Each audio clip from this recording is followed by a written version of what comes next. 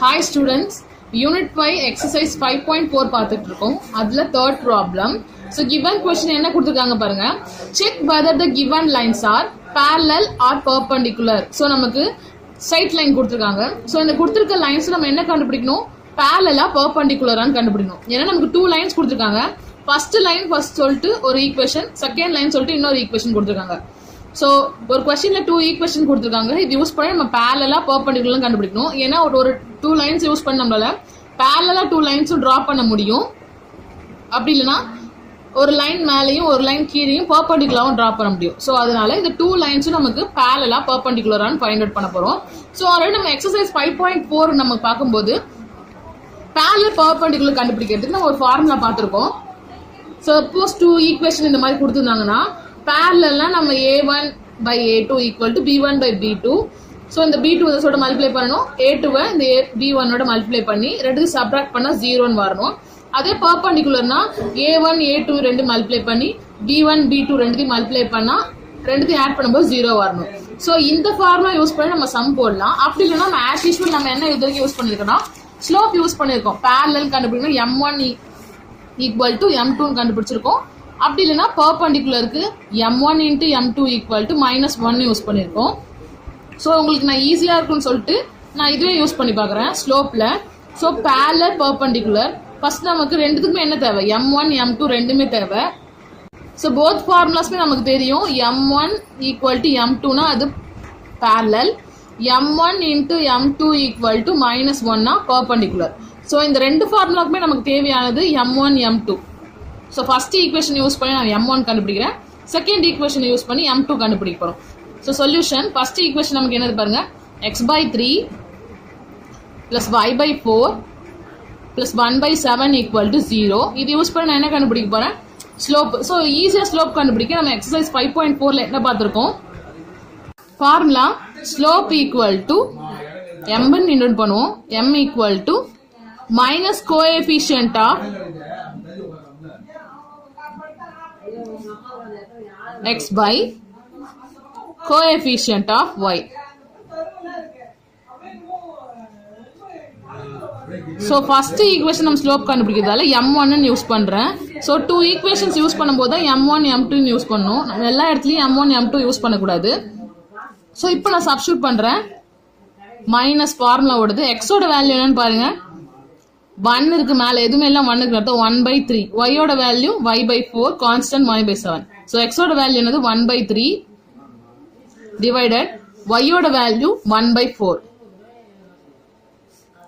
So by கீழ் by இருக்கும்போது numerator as usual அப்படியே தான் இருக்கும். டினாமினேட்டர் ரெசிப்ரோக்கல் பண்ணுங்க, தலைகீழ மாத்தணும். 1/4 என்னவா மாறும்? 4/1 மாறும். ஸோ இது ரெண்டும் நம்மளால கேன்சல் பண்ண முடியாது. அப்போ என்ன பண்ணணும்?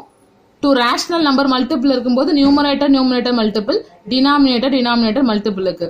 So -1 into 4 -4 by 3 into 1 3. m1 value -4/3. Next m2 கண்டுபிடிக்க போறோம். செகண்ட் ஈக்குவேஷன் என்ன கொடுத்தாங்களோ அதை யூஸ் பண்ண போறோம். Second equation 2/3 into x plus y/2 plus 1/10 equal to 0. So இதான் நம்மளோட செகண்ட் ஈக்குவேஷன் பாருங்க. ஸோ அதை நம்ம யூஸ் பண்ணியிருக்கோம். ஆஸ் யூஸ்வல் நம்ம சேம் ஸ்லோப் இதை தான் கண்டுபிடிக்க போறோம். ஸ்லோப்பு லாஸ்ட் m1 யூஸ் பண்ணதால இப்போ m2 யூஸ் பண்ண போறோம். ஆல்ரெடி நான் இந்த ப்ராப்ளத்துல ஃபார்முலா யூஸ் பண்ணதால ஸ்ட்ரைட்டாவே யூஸ் பண்றேன். Formula minus coefficient of x ஓட value 2/3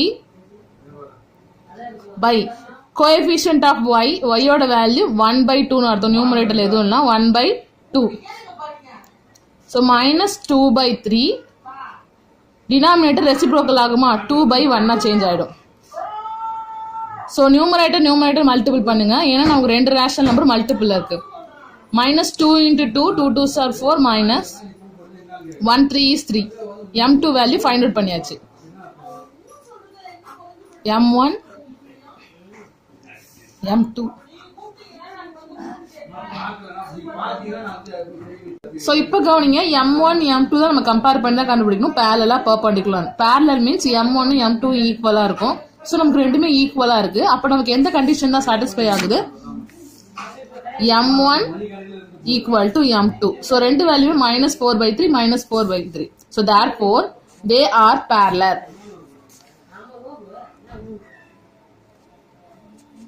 They are parallel.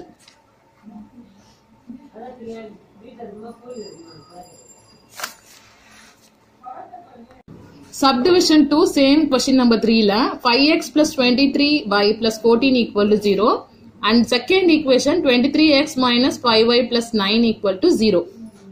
So இந்த 2 equation யூஸ் பண்ணி சேம் அதே மாதிரி கண்டுபிடிங்க. ஃபர்ஸ்ட் ஈக்குவேஷனுக்கு m1 கண்டுபிடிங்க, செகண்ட் ஈக்குவேஷனுக்கு m2 கண்டுபிடிங்க.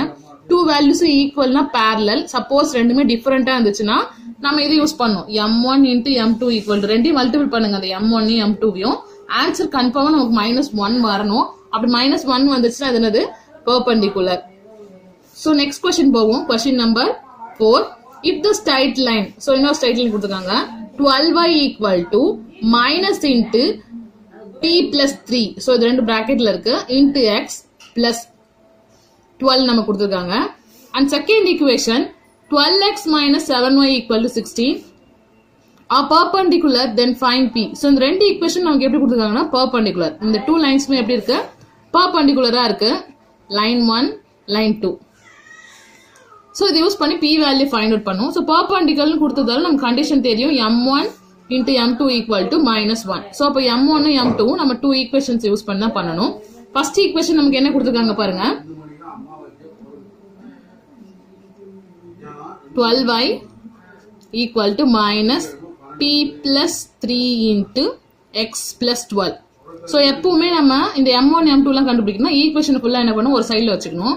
இங்க என்ன இருக்கு பாருங்க x ஓட வேல்யூ எப்பவுமே பாசிட்டிவ்ல இருக்கும், ஆனா இங்க நெகட்டிவ்ல இருக்கு. அப்போ x வேல்யூ தான் ஃபுல்லா. சோ இந்த சைடு கொண்டு வந்துருங்க. அப்ப என்ன ஆகும் p plus 3 into x. இந்த சைடுல வரும்போது எனக்கு கான்ஸ்டன்ட் பிளஸ் மைனஸ் மாறிட்டு போகுது. 12y ஆல்ரெடி இங்க தான் இருக்கு. அப்ப plus 12y minus 12 equal to 0. So இது நம்மளோட வேல்யூ ஃபர்ஸ்ட் ஈக்குவேஷன் கண்டுபிடிச்சாச்சு. இப்போ இது யூஸ் பண்ணி நம்ம சம் போடுவோம்.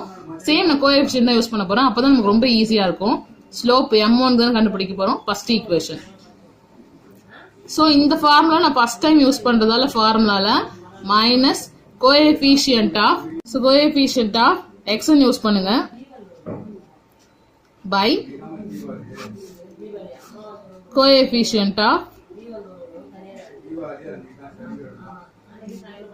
y. So இந்த ஈக்குவேஷன்ல ஃபார்முலா மைனஸ் x ஓட வேல்யூ என்ன பாருங்க p plus 3 by y ஓட value 12 coefficient of y. So இதான் m1. இதுக்கு அப்புறம் நம்மளால சால்வ் பண்ண முடியாது. அதனால ஃபர்ஸ்ட் ஈக்குவேஷன் சும்மா பேருக்கு நமக்கு தெரியணும்ன்றத ஆரோ மார்க் போட்டுருக்கேன். ஏன்னா m1 நமக்கு நல்லா கிளியரா தெரியும். நெக்ஸ்ட் நம்ம பார்க்க போறது ஸ்லோப் m2 கண்டுபிடிக்க போறோம். Second equation 12x minus 7y equal to 16. So equation ஃபுல்லா இந்த சைடுல கொண்டு வரேன். 12x minus 7y minus 16 equal to 0. Same இதே தான் ஸ்லோப் m2 கண்டுபிடிக்க போறோம். ஆல்ரெடி நான் இதுல ஒன் டைம்ஸ் ஃபார்முலா யூஸ் பண்ணதால இங்க நான் யூஸ் பண்ண போறல. Minus coefficient of x is 12 by coefficient of y. So இங்க y ஓட வேல்யூக்கு -7 க்கு அதனால -7 கொடுக்கணும். minus minus cancel m2 value 12 by 7.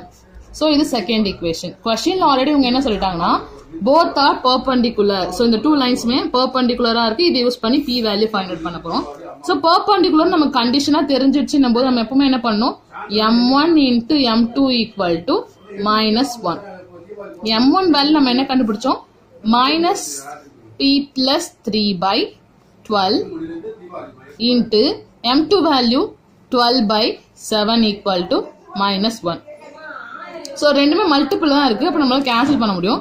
12 cancel ஆயிடுச்சு. பேலன்ஸ் வேல்யூ என்ன இருக்கு பாருங்க minus p plus 3 by 7 இருக்கு equal to -7. இது யூஸ் பண்ணா p வேல்யூ ஃபைண்ட் அவுட் பண்ண போறோம். இப்போ நான் பேலன்ஸ் வேல்யூஸை எழுதியாச்சு. இந்த சைட் ஃபுல் பிராக்கெட்டுக்கு ஒரு மைனஸ் இருக்கு, இந்த சைட்ல ஒரு வேல்யூக்கு மேல மைனஸ் இருக்கு. அப்போ நம்ம என்ன பண்ண முடியும்னா மைனஸ் மைனஸ் கேன்சல் பண்ண முடியும். ஏன்னா காமன் மைனஸ் தானே இது. பேலன்ஸ் p plus 3 பிராக்கெட் விட்டு வெளியே எடுத்துறேன். டிவைட்ல இருக்க 7 இந்த சைடுல போகும்போது மல்டிபிள் ஆகும். 1 into 7 7. p வேல்யூ தான் நமக்கு தேவை. பிளஸ் 3 இந்த பக்கம் வரும்போது -3 மாறிடும். So p value is 4.